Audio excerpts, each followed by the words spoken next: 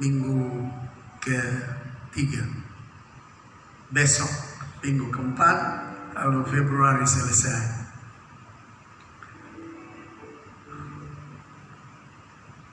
Tidak tahu ini Februari ini 28 atau 27. 27 ya.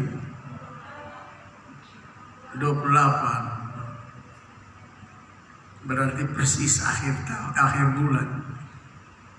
Nah, Bapak Ibu saudara-saudara, melihat pengamatan daripada para ahli bahwa waktu jam seperti dipercepat, maka ini sebuah warning buat kita, sebuah peringatan, aba-aba penting buat kita, bahwa saat dan ketika yang kita ada di dalamnya makin hari makin dipangkas. Dan saudara lihat di mana-mana kecepatan daripada waktu dikejar oleh kecepatan kejahatan.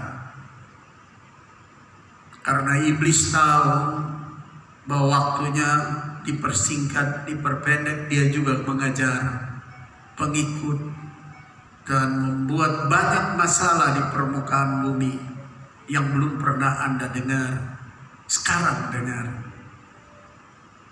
Seperti 3 minggu lalu dimuat di surat kabar, seorang ibu memperkosa anaknya yang umur 2 tahun di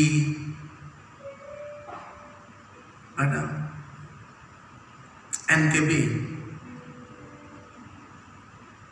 Terjadi persetubuhan anak dan ibu. Anaknya ternyata ditulis umur 2 tahun. Anda belum pernah dengar itu, dan kejadian itu aneh. Sekarang kita dengar.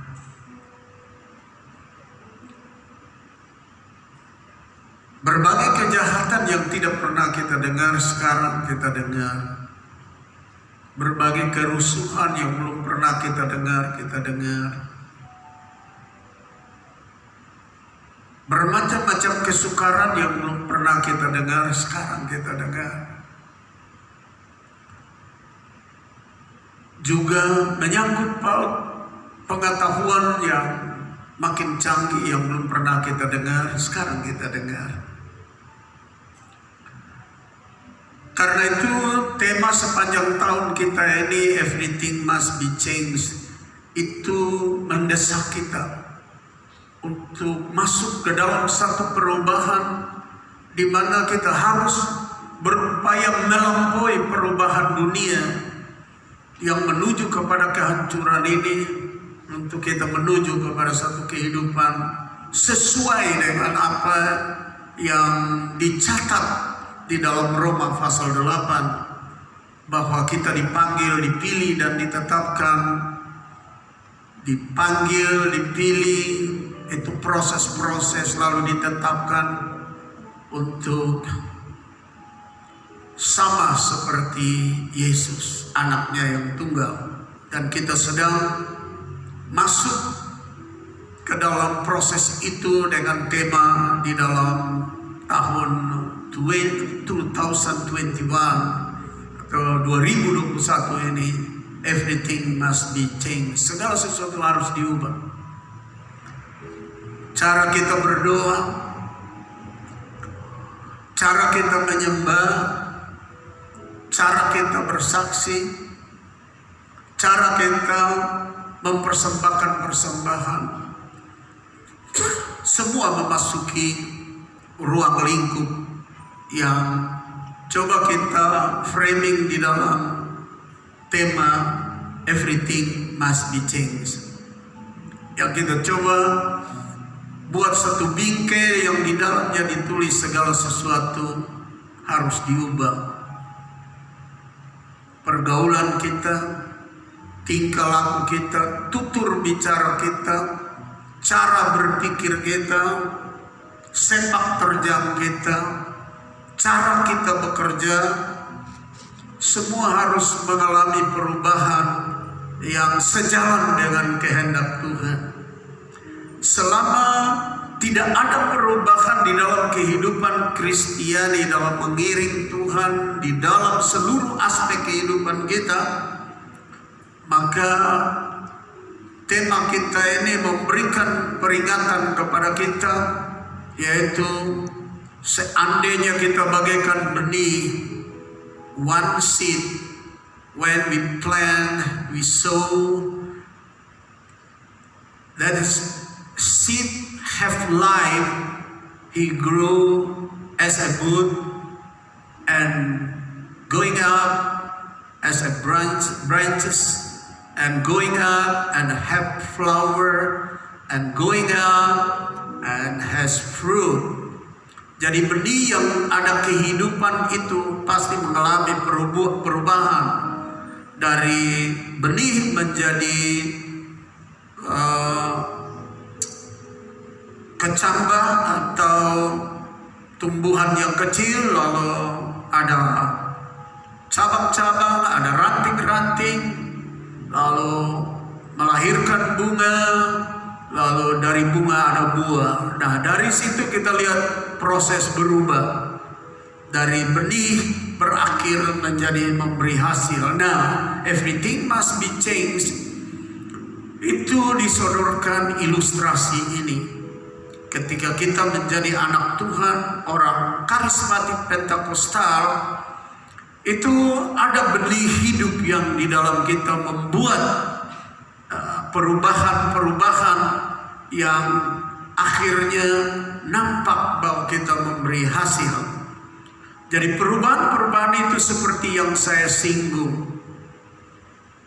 Cara ibadah kita, cara berdoa kita, cara menyanyi kita, cara menyembah kita, cara kita mendengar firman Tuhan, menyambutnya harusnya seperti apa hanya seperti pendengar saja, atau pelaku seperti khotbah beberapa minggu yang lalu. Nah, itu adalah tema umum di dalam 2021, di dalam tahun 2021 ini, yakni everything must be changed. Dan di bawah tema ini saya angkat sebuah subtema menarik dengan kalimat yang sempurna. Yesus berkata, "Aku akan membangun jemaatku." Dan ini ayat ada di dalam Matius pasal 16 ayat 18. Sekali lagi, subtema ini saya angkat dari kebenaran firman Tuhan. Aku akan membangun atau mendirikan jemaatku. Jesus said, I will build my church. I will build my church. Nah, saya coba baca, lalu mari kita renungkan bersama. Dan aku pun berkata kepadamu, engkau adalah Petrus, dan di atas batu karang ini aku akan mendirikan jemaatku. I will build my church. Dan Allah mau,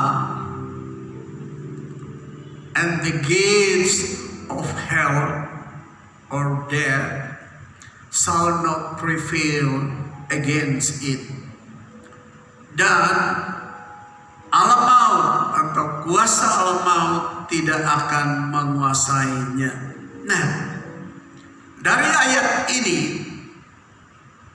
saya berpikir bahwa akan lahir too much question, banyak pertanyaan. Dan salah satu pertanyaannya, why Jesus tell and speak to his disciples he will build his church? Mengapa Yesus katakan, beritahukan kepada rasul-rasul para muridnya, dan mungkin audiens yang ada pada waktu itu bahwa ia akan membangun jemaatnya. Saya ingin saudara dan saya sama-sama pada satu alur berpikir bahwa Tuhan Yesus tidak pernah bicara soal bangun organisasi gereja. Tuhan Yesus juga tidak pernah bicara mengenai bangun gedung gereja yang all of us know we build by cement, stone, iron, and we have many carpenter and lay brick.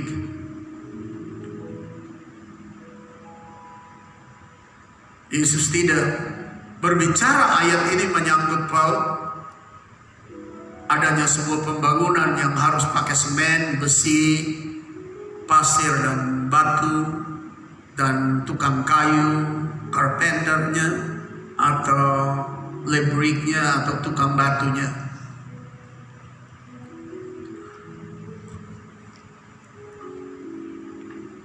Selalu Tuhan Yesus berbicara menyangkut hal human being, mankind. Selalu Tuhan Yesus bicara menyangkut manusia, orang. Karena yang akan masuk ke surga not about building, but about human being. Tuhan Yesus kasih ingat bahwa yang masuk surga itu bukan bangunan, tapi manusia. Orang. Jadi pasti kalau Tuhan Yesus bicara I will build my church, church yang dimaksudkan di sini that's people, congregation, men, women, young men, children.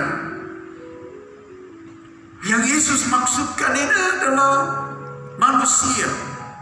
Laki-laki, perempuan, pemuda, pemudi yang dia ingin bangun.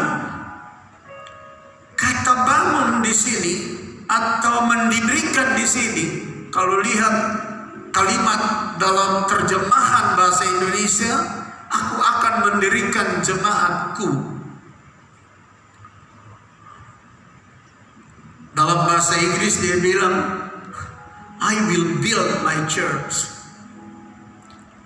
Nah, kalimat-kalimat ini memberikan kepada kita sedikit keterangan bahwa kalau mau dibangun berarti pertama belum dibangun, kedua kemungkinan sudah dibangun tapi ambruk dan rusak.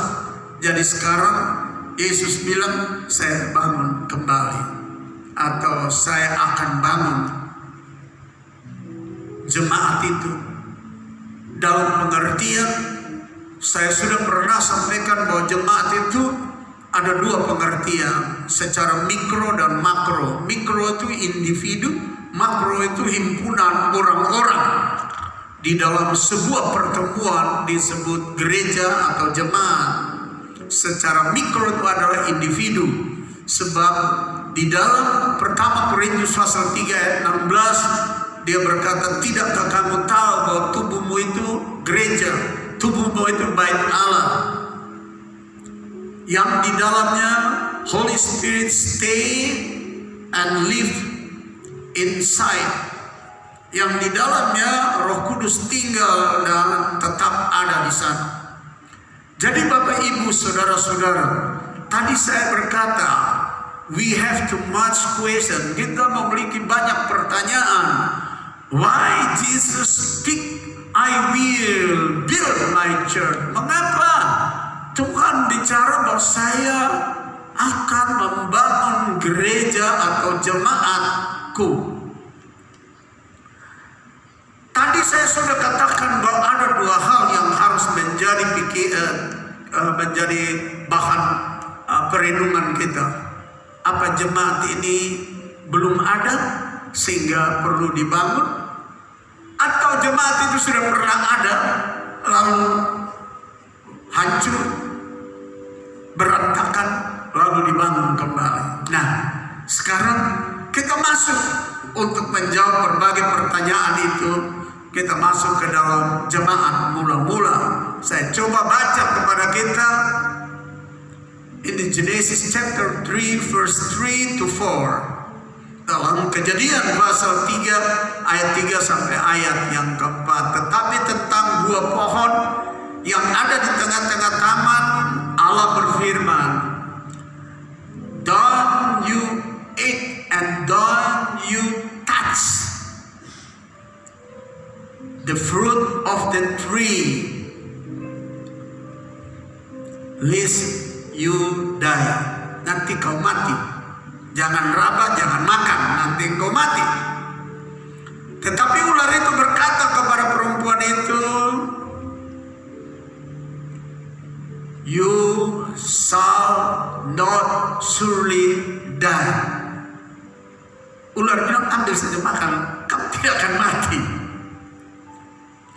Nah, kita tahu alur cerita Kejadian pasal 3 ini, di mana saya mau kasih ingat kita bahwa Adam dan Hawa adalah jemaat yang pertama yang ditempatkan di tempat yang terbaik, di mana kita sebut Taman Firdaus. Nah, dalam Kejadian pasal 3 ini dikatakan jemaat yang pertama ini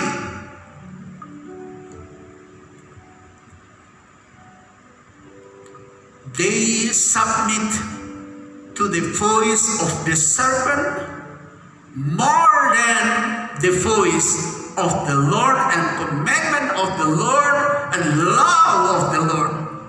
Jemaat yang mula-mula ini lebih taat kepada suara ular tua itu daripada taat kepada suara Tuhan.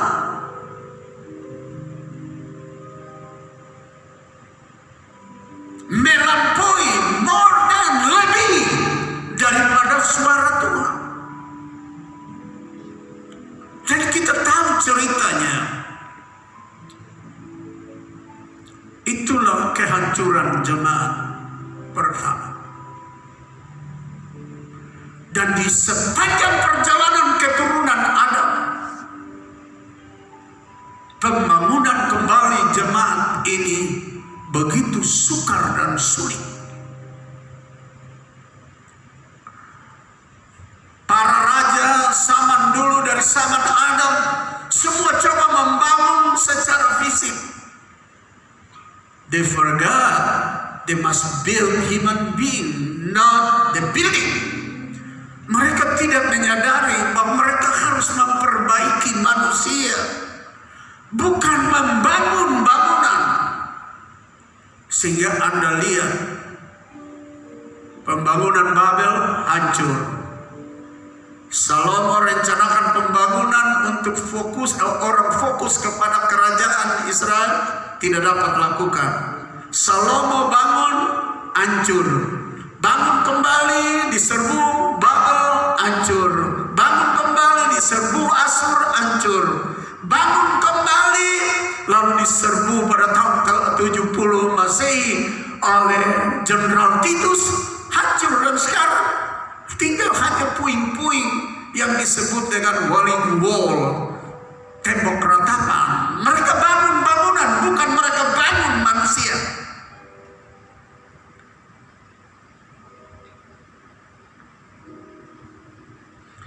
Dalam sepanjang perjalanan kehancuran gereja mula-mula, jemaat mula-mula, gambaran, analogi, contoh dari jemaat mula-mula itu, ternyata sepanjang perjalanan, tahun lepas tahun melewati ratusan ribuan tahun, bahkan jutaan tahun,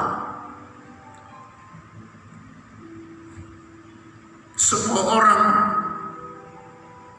coba meresponi pembangunan kembali dengan membangun fisik, tidak membangun rohani. Dan semua tinggal cerita.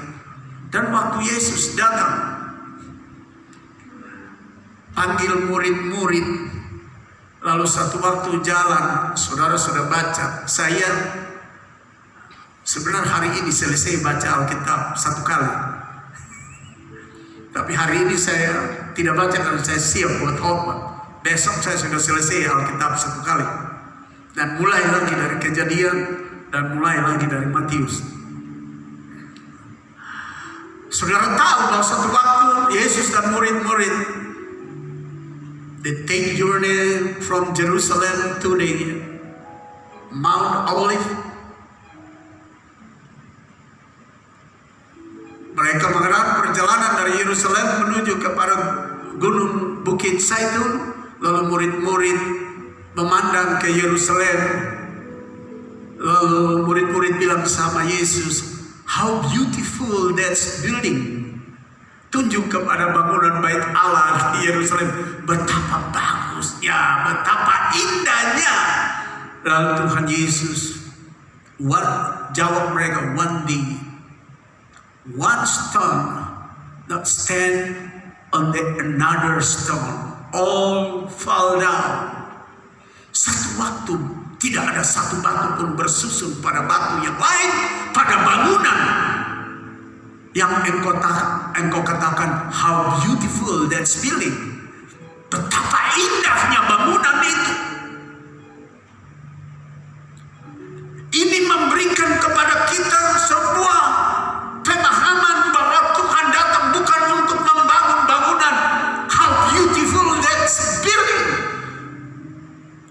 Betapa indahnya bangunan fisik itu.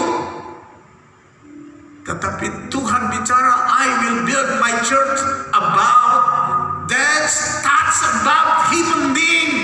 That's about mankind."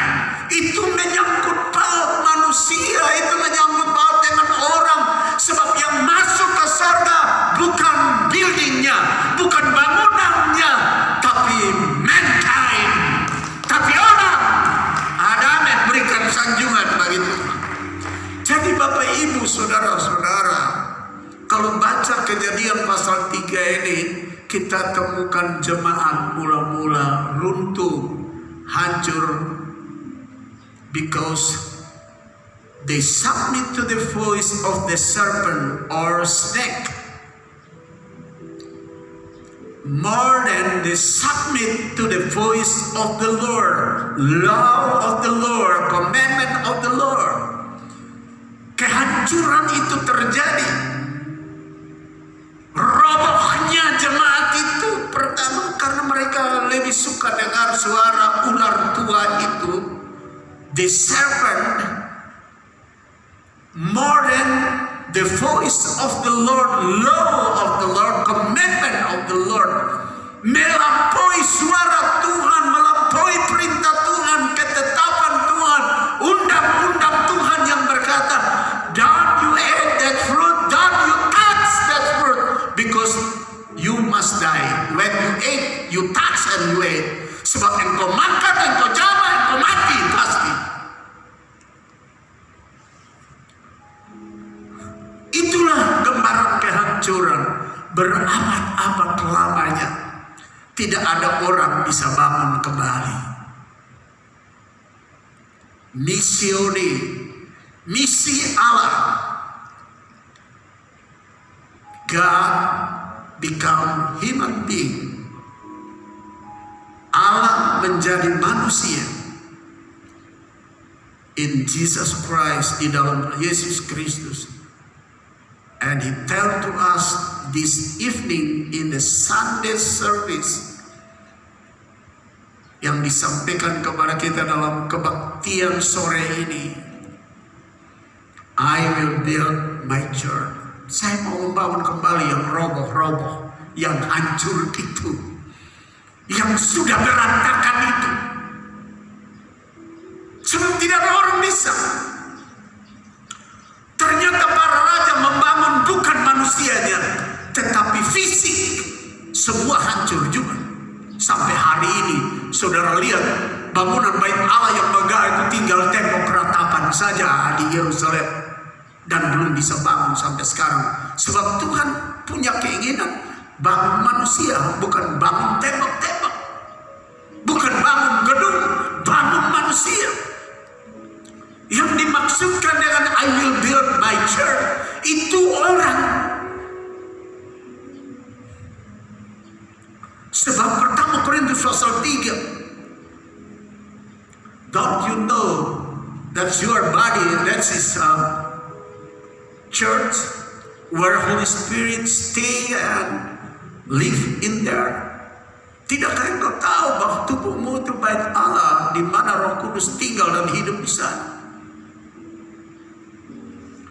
Nah, Bapak Ibu saudara-saudara yang saya kasih dalam Tuhan Yesus Kristus, sekarang kita tahu sudah bahwa kenapa Yesus omong, I will build my church. Saya akan membangun, mendirikan jemaatku.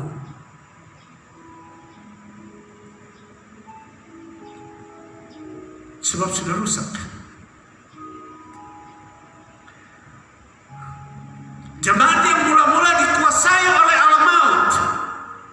Tapi Yesus berkata, aku akan mendirikan jemaatku dan tidak akan lagi alam maut menguasainya.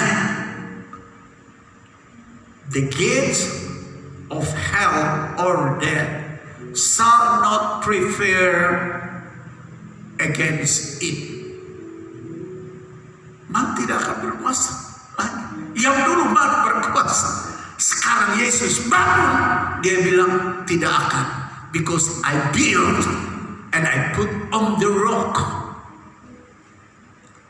Waktu itu Tuhan Yesus bilang, di atas batu karang ini saya bangun sidangku, saya bangun jemaatku.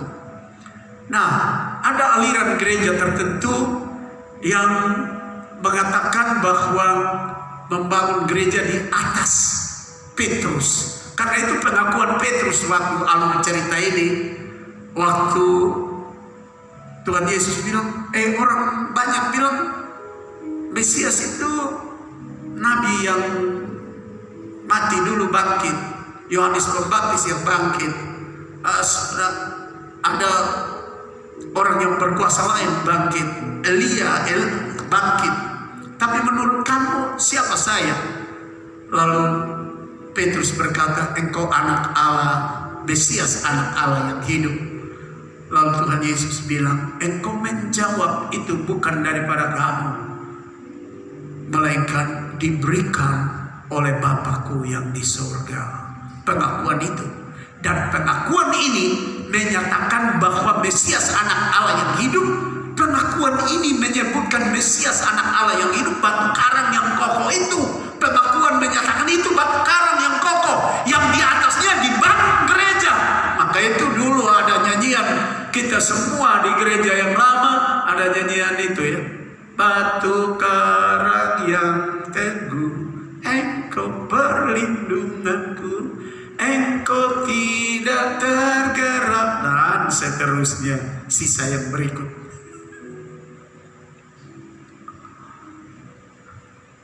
Tapi ada organisasi tertentu punya pandangan lain bahwa di atas Petrus Tuhan membangun gereja itu, sehingga ada organisasi tertentu harus menaruh Petrus di mayatnya di situ lalu bangun gedung besar di situ, karena bilangnya di atas batu karang ini, karena nama Petrus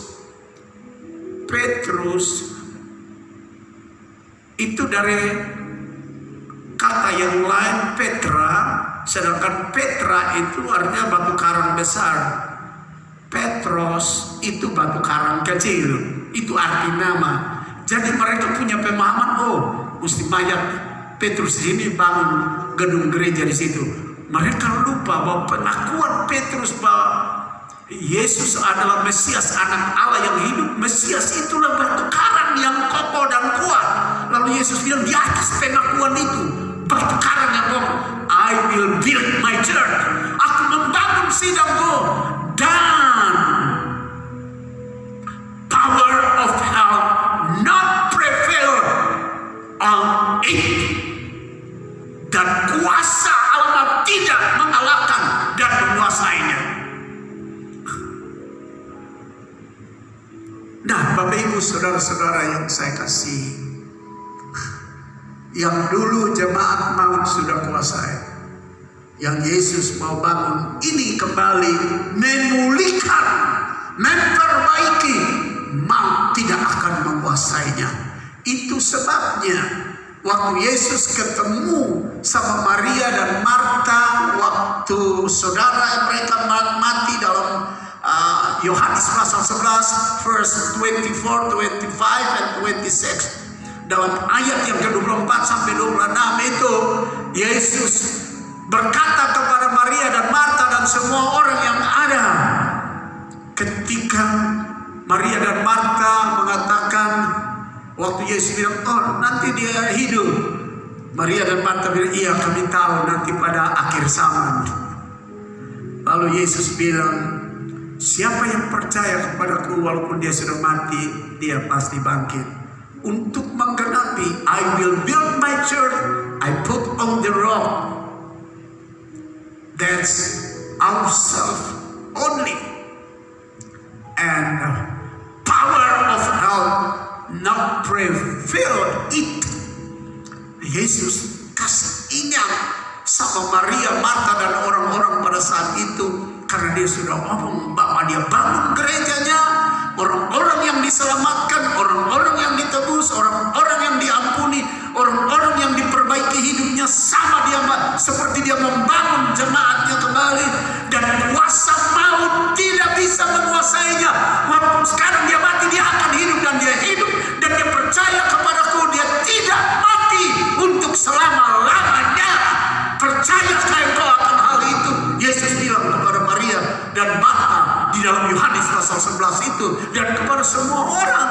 Dan waktu Yesus bertanya seperti itu, sebenarnya gereja yang Yesus berkata, I already built my church, saya sudah membangun gerejaku, mereka harus jawab, yes I believe, ya saya percaya.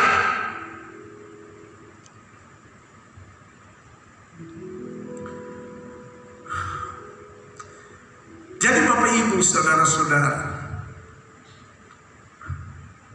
sekarang saya mau bilang begini. Pekerjaan membangun gereja yang dimaksudkan bukan gedung, tapi saudara dan saya ini. Si kontraktor agung itu belum berhenti membangun. Who is the bigger of contractor on ourselves? Siapa dia kontraktor terbesar bagi diri kita?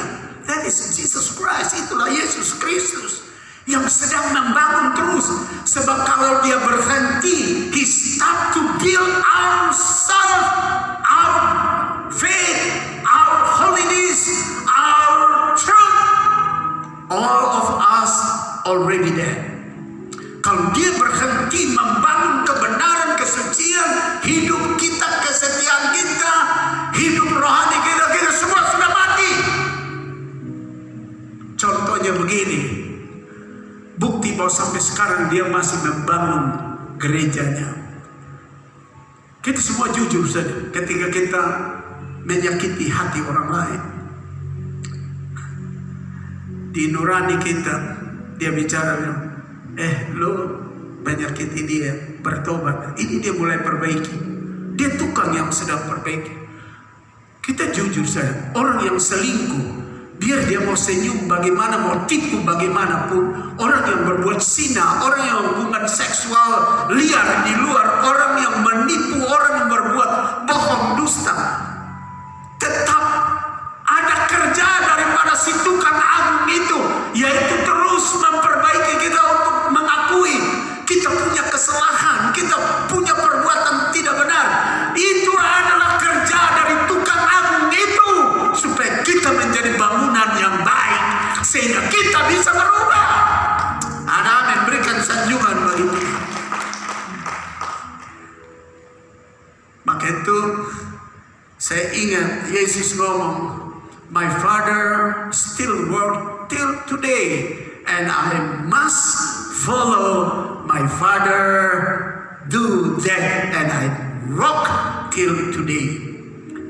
Dia berkata, Bapakku bekerja sampai hari ini, Dan saya akan ikut bekerja terus sampai hari ini.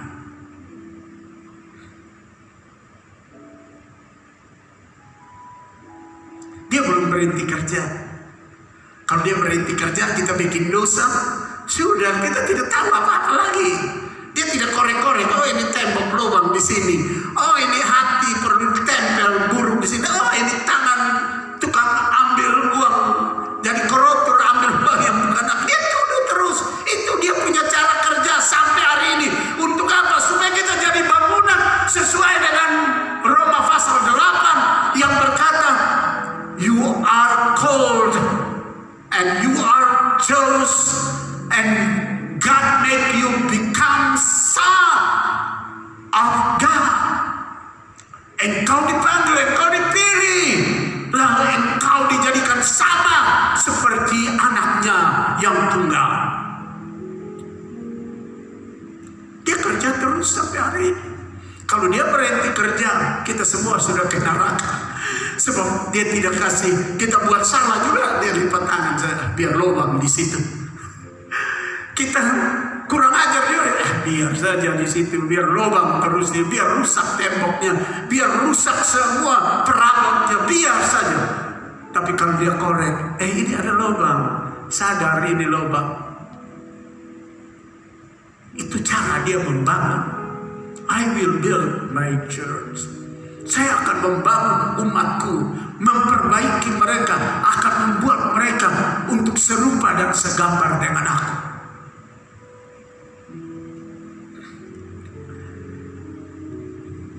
Banyak orang berusaha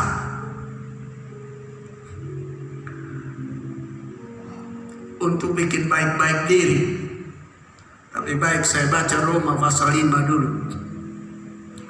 Mulai ayat 12. Sebab itu sama seperti dosa telah masuk ke dalam dunia oleh satu orang, dan oleh dosa kita itu juga maut. Demikianlah maut itu telah menjalar kepada semua orang, karena semua orang telah berbuat dosa. Sebab sebelum hukum Taurat telah ada dosa di dunia. Jadi dosa muncul itu sebelum ada hukum Taurat ya. Maka itu kita memiliki 3 saman pemahaman. Saman sebelum Taurat, saman Taurat, dan saman anugerah atau saman sesudah Taurat. Sebab sebelum hukum Taurat telah ada dosa di dunia. Tetapi dosa itu tidak diperhitungkan kalau tidak ada hukum Taurat. Sungguh pun demikian, maut telah berkuasa dari zaman Adam. Maut sudah berkuasa, gereja sudah hancur, maut sudah berkuasa sampai kepada zaman Musa juga atas mereka yang tidak berbuat dosa dengan cara yang sama, atas mereka yang tidak buat dosa sama seperti Adam makan buah tapi substansinya sama, yaitu dengar suara setan lebih daripada suara Tuhan Allah, more than the voice of the Lord, statute of the Lord, law of the Lord, commandment of the Lord. Ini surat disampaikan kepada jemaat di Roma bahwa kita semua sudah berbuat dosa mulai dari zaman Adam sampai sekarang, dan kepada mereka yang tidak berbuat dosa seperti Adam berbuat, tapi sudah mengalir dosa di dalam kita. Kita tidak makan buah itu, tapi kita sama tidak taat kepada firman Tuhan. Sungguh pun demikian, maut telah berkuasa dari zaman Adam sampai kepada zaman Musa juga atas mereka yang tidak berbuat dosa dengan cara yang sama seperti yang telah dibuat oleh Adam, yaitu makan itu buah. Tapi substansinya sama, yaitu tidak dengar firman Tuhan, tidak mau melakukan, melawan, lebih suka melakukan suara setan, yang adalah gambaran dia yang akan datang. Lalu ayat yang ke-15, tetapi karunia Allah tidaklah sama dengan pelanggaran Adam. Sebab jika karena pelanggaran satu orang, semua orang telah jatuh di dalam kuasa maut. Jadi pelanggaran dari jemaat mula-mula atau gereja mula-mula itu, dia punya turunan semua mendapatkan warisan maut, warisan dosa. Jauh lebih besar lagi, karunia daripada Allah jauh lebih besar, dan kasih karunia yang dilimpahkannya atas semua orang karena satu orang, yaitu Yesus Kristus. Kasih karunianya apa? Sudah ketemu kehancuran jemaat yang mula-mula, dia tidak pernah meminta lu bikin baik diri, kau beta perbaiki sama lu, karena memang kita tidak bisa bikin baik-baik diri. Tapi kasih karunia itu, lalu Yesus menyatakan, I will build my church. Saya akan membangun jemaatku, walaupun mereka adalah titisan daripada turunan berbuat jahat, bahkan mereka juga berbuat jahat. Aku tidak memperhitungkannya. Aku buat statement, I will build my church.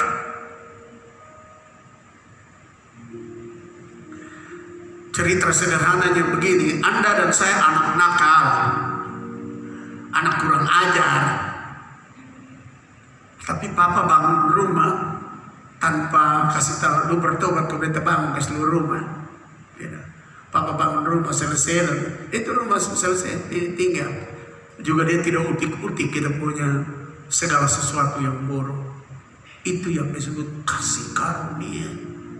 Tidak memperhitungkan pelanggaran kita.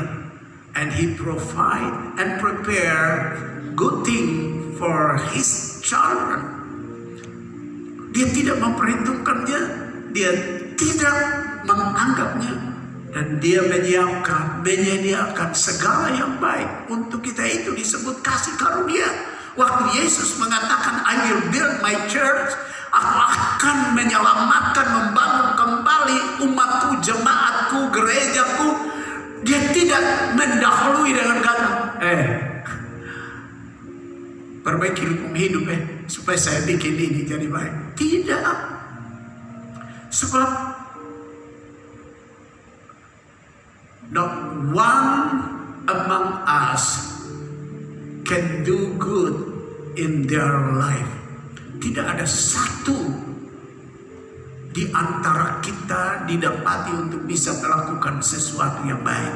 Romans chapter 3 verse 23, all men already sin and become sinner, and not anything good in the human being. Semua manusia sudah berbuat dosa dan tidak ada sesuatu yang baik di dalam hidup manusia. Tidak ada. Lalu disuruh dulu orang yang kotor, yang najis, yang tidak baik ini perbaiki diri. Tidak baik bikin beban, tidak baik mau jadi baik apa? Tidak ada yang baik.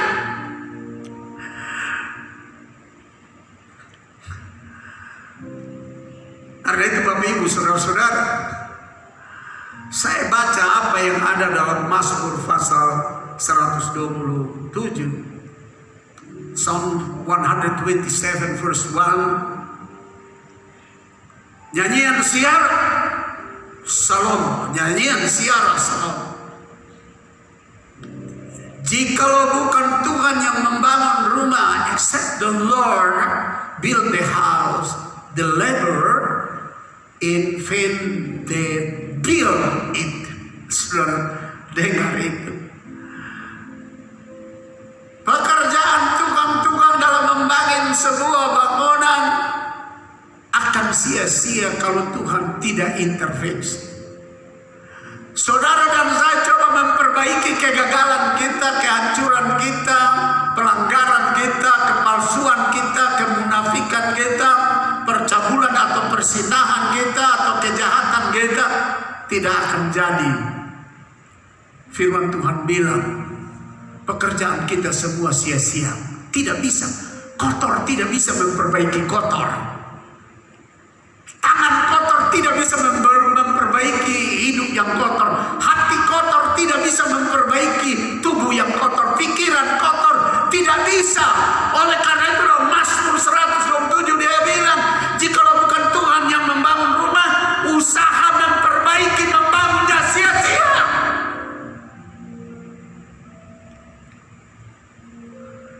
Karena itu Tuhan Yesus bilang, I will build. Saya yang mau bangun, kamu tidak bisa bikin apa-apa. Kalau kamu perbaiki tutur bicaramu sebentar, omong salah lagi.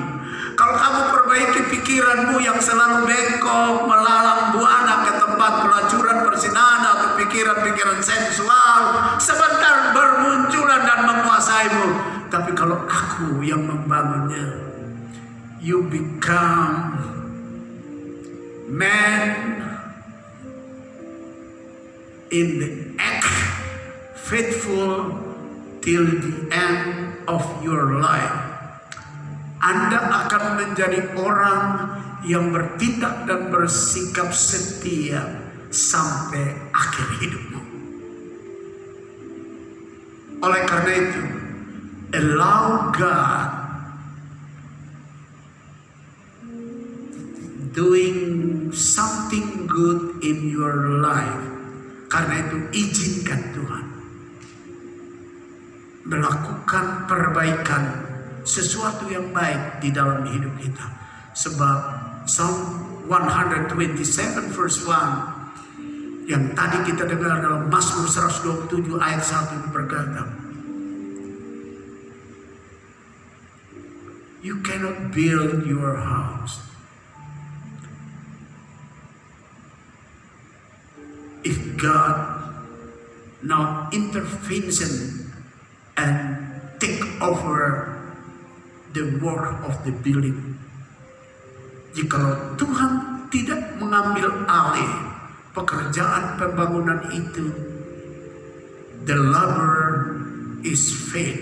Sebuah pekerjaan sia-sia. Tidak ada orang yang bisa. Kalau saja ada orang bisa, we don't need Jesus come from heaven. He left his possession, his kingdom, and come to the earth that full with darkness and all in the earth death. We not mean anything good. Kalau saja kita bisa bikin baik-baik hidup kita, Tuhan tidak perlu kasih tinggal takhta dan kerajaannya turun ke dunia yang sangat gelap dan tidak ada sesuatu yang baik ini. Tapi itu yang dibilang. So God di dalam John chapter 3 verse 16. So God loved the world, He gave His only begotten Son, and who believe to Him, He get everlasting life forever and ever, and eternal life.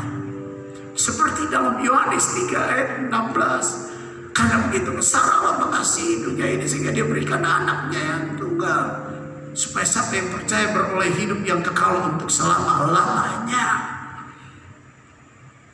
Kita tidak bisa. He built His church. Beri kesempatan. Allow Him doing anything in our life. Izinkan Dia.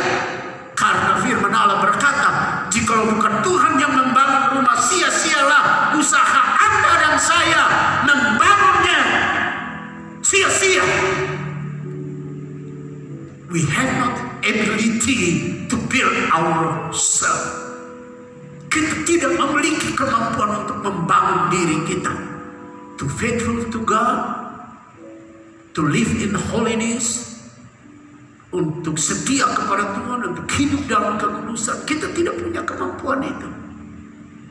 Allow God, izinkan Allah come in your life, and He doing everything, fix everything.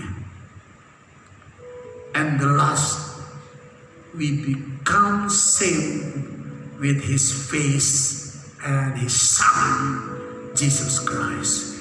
Izinkan Dia untuk lakukan sesuatu, memperbaiki hidup ini, dan Ia membawa kita berakhir dengan sama dengan rupanya dan gambarnya dan anaknya. Mari kita bangkit berdiri.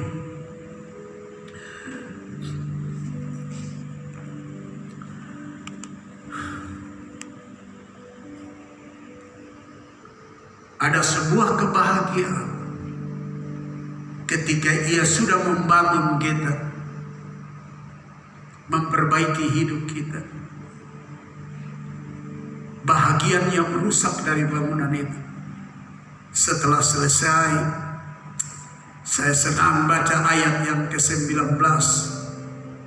Yesus berkata, aku akan memberikan kunci kerajaan surga. Ini sesuatu yang menentukan. Dalam bahasa Inggris dia tidak bilang key tapi keys. Dia tidak bilang satu kunci tapi banyak kunci.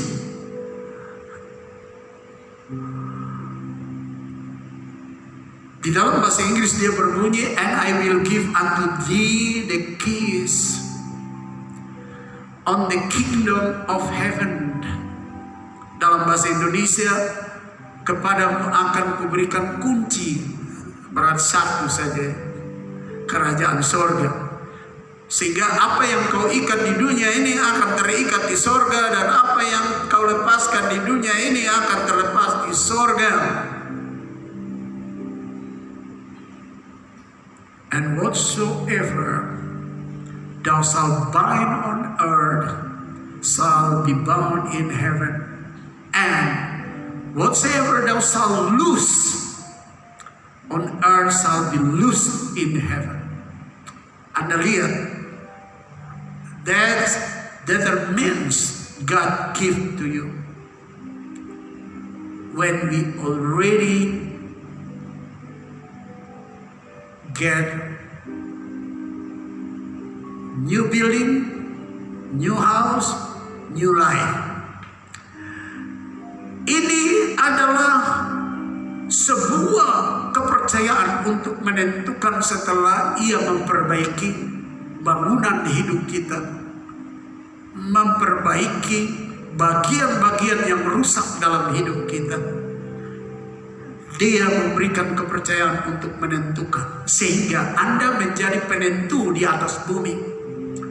Waktu Anda berdoa, lepaskan berkat dari sorga buat keluargaku, lepaskan kesembuhan buat orang sakit, akan terlepas dari sorga turun ke bumi.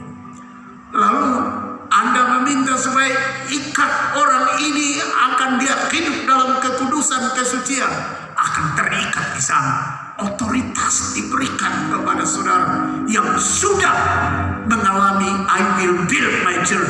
Ia mengatakan, aku membangun jemaatku, aku membangun dia kembali, aku memperbaiki dia kembali, aku menguduskan, aku menyucikan, aku mengerjakan pekerjaan pembaharuan. And all was done.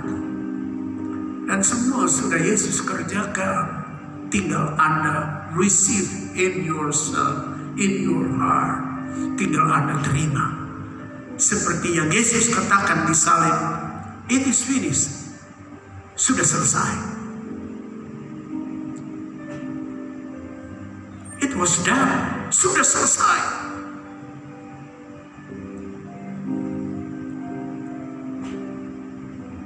Sekarang waktu Anda berdiri, mungkin Anda berkata begini nanti, Tuhan, bangunan hidupku ada bagian ini yang rusak. Please Lord,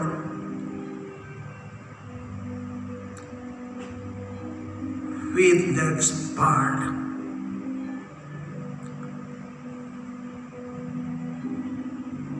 make fit that part. Mungkin saudara berkata, ada bagian ini Tuhan yang lubang dalam hidupku. Tuhan, silakan perbaiki. Because you are the bigger contractor in our life. Sebab engkaulah kontraktor terbesar bagi hidupku untuk membangunnya kembali. Mungkin mulut, mungkin tangan, mungkin hati, mungkin pikiran, mungkin perilaku yang ada bolong-bolong rusak di sana semua. Katakan kepada kontraktor agung itu. Sebab kita tidak bisa bikin baik-baik. Maka itu Mazmur 127 bilang, kalau bukan Tuhan yang membangun, pekerjaan saudara dan saya sebagai tukang coba memperbaiki. semua nonsense, nothing. Semua sia-sia. Mari kami tunduk sejenak dan satu doa.